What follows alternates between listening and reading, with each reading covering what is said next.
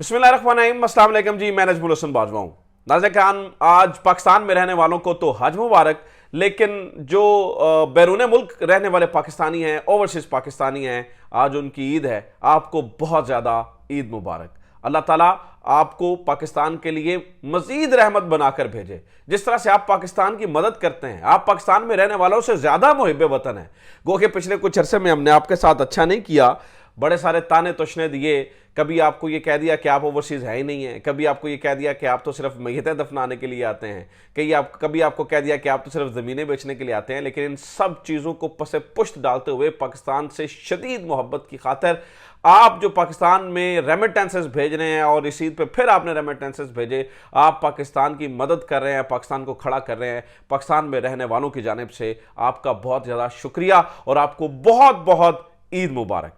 नाज़रीन किराम, आज मौका अच्छा है, हज का दिन है पाकिस्तान के लिए और ईद का दिन है चूंकि ओवरसीज़ पाकिस्तानियों के लिए। तो एक सवाल जो तमाम पाकिस्तानियों के जहन में है और ओवरसीज़ पाकिस्तानियों के जहन में भी है, जो इस सारी सूरत हाल के बावजूद हमें जो कहते हैं ना, light at the end of the tunnel में देखने पर मजबूर करता है। और हम ये सोचते हैं कि इन सारी चीज़ों के बावजूद तो वोट बैंक इमरान खान के पास है, वोट बैंक तो तहरीक इंसाफ के पास है। तो अगर इमरान खान इलेक्शन जीत गए तो क्या होगा? अगर मतलब इन सारी सख्तियों के बावजूद, सब कुछ के बावजूद, अगर इमरान खान की जमात इलेक्शन जीत जाती है, चले इमरान खान आउट भी होते हैं तो इमरान खान की जमात इलेक्शन जीत जाती है, पाकिस्तान तहरीक इंसाफ इलेक्शन जीत जाती है और गवर्नमेंट पाकिस्तान तहरीक इंसाफ बनाती है, तो क्या होगा?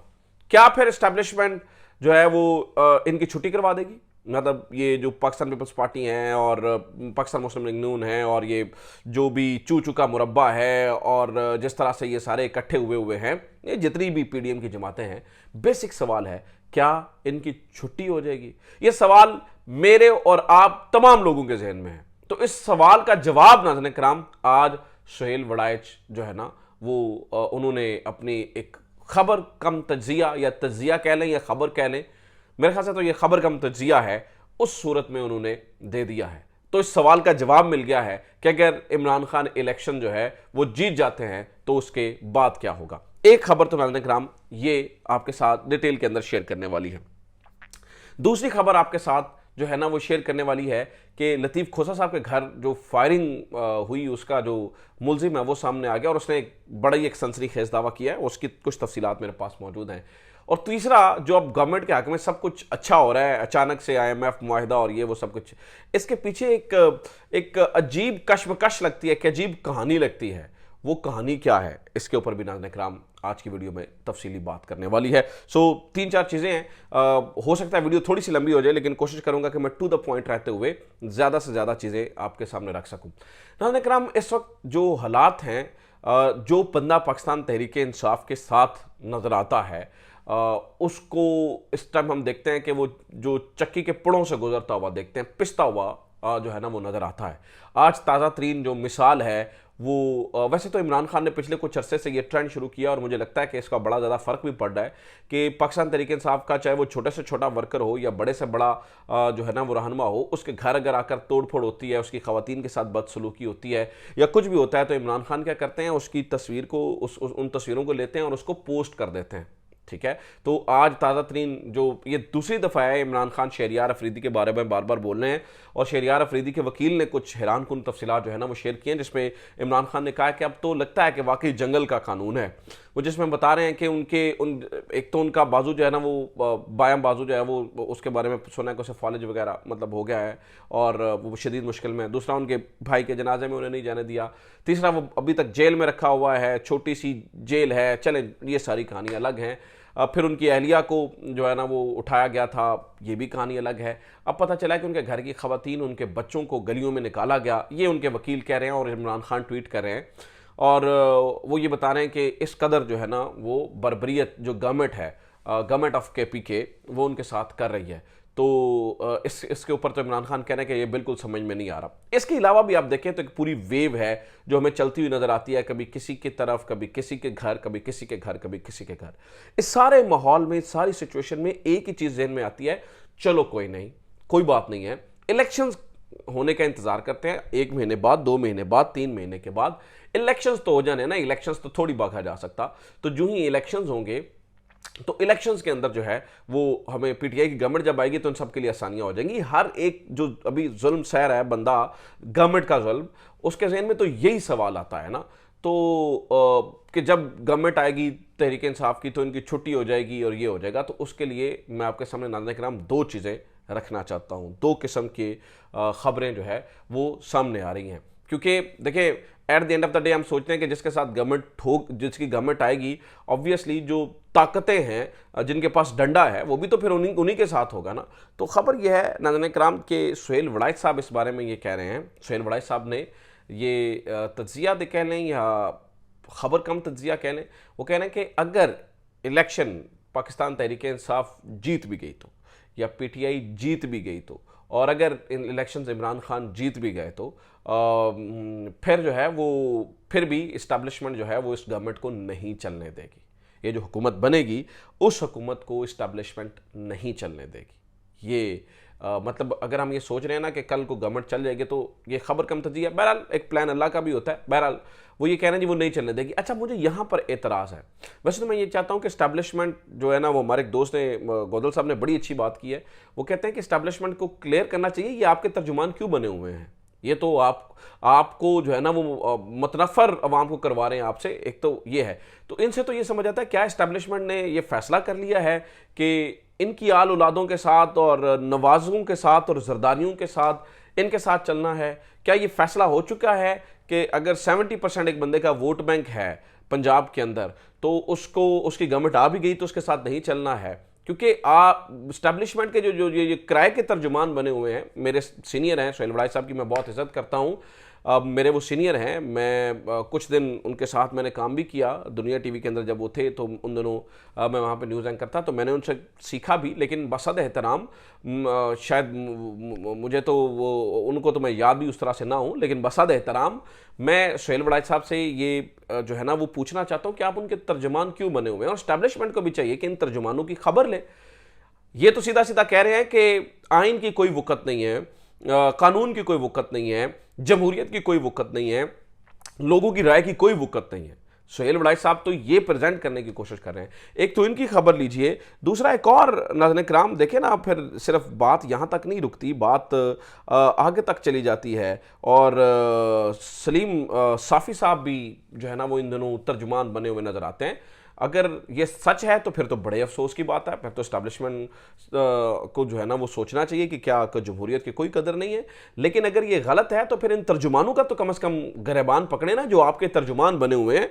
वो कहते हैं जनाब कि अगले इलेक्शन में इमरान खान मैदान में होंगे और ना उनकी पार्टी, जो उनके साथ होगा वो बैरून मुल्क फरार होगा या फिर जेल के अंदर। इनका साथ देने वालों के साथ वही सलूक होगा जो इल्ताफ हुसैन का साथ देने वालों के साथ होता रहा है। इमरान खान का क्या इबरतनाक अंजाम होने वाला है, ये सलीम साफ़ी साहब ने जो है ना वो प्रेडिक्ट करके दिया है कि उनका क्या इबरतनाक अंजाम होगा। सलीम साफ़ी साहब भी यहाँ पर जो है ना वो तर्जुमान बने हुए हैं और वो तर्जुमानी कर रहे हैं।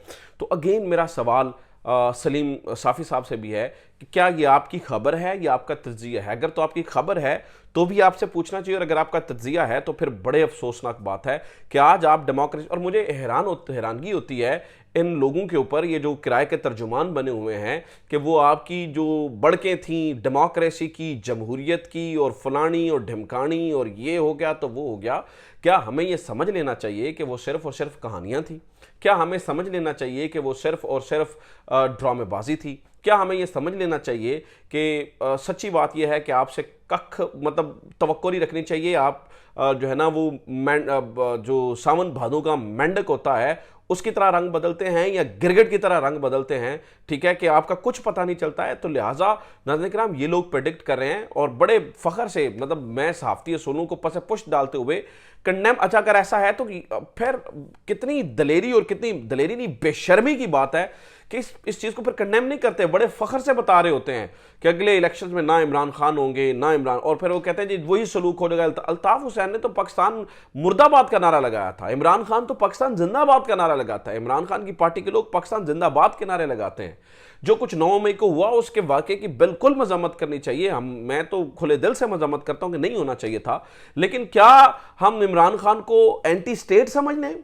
ठीक है, जिस तरह से ये दावा कर रहे हैं सलीम साफ़ी साहब कि वही होगा जो अल्ताफ़ हुसैन का साथ देने वालों के साथ हुआ था, और या वो जेल के अंदर होंगे या मुल्क के बाहर होंगे, तो एक बंदे के पास, जिसके पास मैंडेट हो, जिसके पास इतनी ज़्यादा जो है ना वो आवाम उसे सपोर्ट करती हो, जिसके पास इतने लोगों की मतलब वोट की पार हो, वोट की ताकत हो, क्या मतलब हमें ये सूट करता है कि हम उस शख्स के बारे में इस तरह की बातें फैलाएं, इस तरह की बातें कहें, या इस तरह की बातों को इवन सोचें, और फिर कितनी बेशर्मी से हम जो है ना वो उसको बोलते चले जाएं। बहरहाल ये हमारे तजियाकारों को सोचना होगा, या जो इस वक्त किराए के जो है ना वो बने हुए हैं तर्जुमान, और फिर हमारी स्टैब्लिशमेंट को भी इन किराए के तर्जुमानों को पूछना चाहिए कि भाई तुम हमें क्यों बदनाम कर रहे हो अगर ये गलत बात कर रहे हैं। और अगर वो सच बात कर रहे हैं तो फिर तो खुदाई हाफिज़ है, फिर मैं क्या कह सकता हूं कि अगर ऐसा ही होना तो इसके ऊपर क्या फिर अब लब कुशाई क्या की जा सकती है।